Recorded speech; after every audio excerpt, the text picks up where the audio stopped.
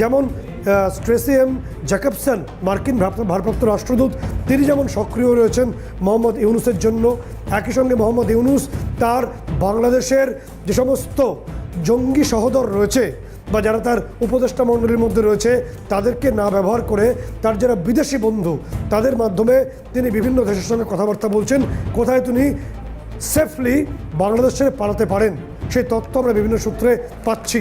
এবং তোমাকে বলে রাখবো যে নির্দিষ্টভাবে মোহাম্মদ ইউনূসের সঙ্গে তিনি একটা কোনো বড় সোর্সের মাধ্যমে ইতিমধ্যেই ফ্রান্সের সঙ্গে কথা বলেছিলেন।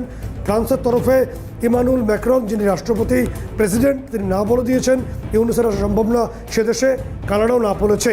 এবং তারপর যে ছবিটা আসছে, ইউনূস, আমরা যে তথ্য পাচ্ছি যে মালয়েশিয়ার রাষ্ট্রদূত অর্থাৎ সুহাদ ওথমান, এই সুহাদ ওথমানের সঙ্গে তিনি যমুনা ভবনে গতকাল এই মালয়েশিয়ার রাষ্ট্রদূতকে ডেকে পাঠান এবং তার সঙ্গে একটু মাখো বৈঠক করেছেন।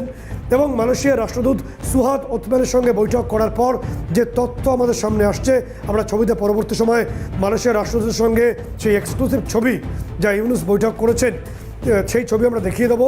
এই বৈঠকের নির্যাস হলো তিনি কানাডা এবং ফ্রান্স না হওয়ার পরে তিনি মালয়েশিয়ায় হয়তো তিনি পালিয়ে যেতে চাইছেন, এরকম ছবি বা তথ্য উঠে আসছে।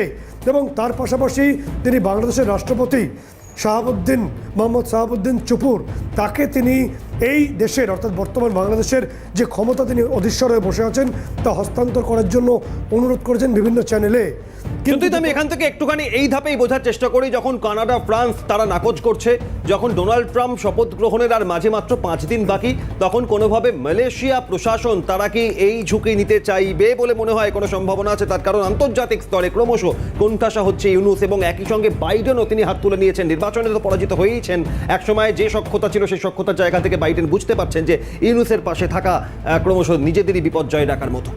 না, একদমই খুব গুরুত্বপূর্ণ বিষয় যে মালয়েশিয়া তাকে জায়গা দেবে কিনা, কারণ তিনি মালয়েশিয়া জায়গা দেবেন কিনা সেটা পরবর্তী প্রশ্ন।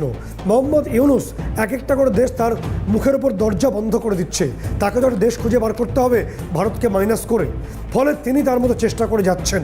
ফলে তিনি রাষ্ট্রপতির কাছে ক্ষমতা হস্তান্তরের যে ইচ্ছে প্রকাশ করেছেন অনেকগুলো চ্যানেলের মধ্যে দিয়ে, সেই তথ্য আমাদের কাছে এসে পৌঁছে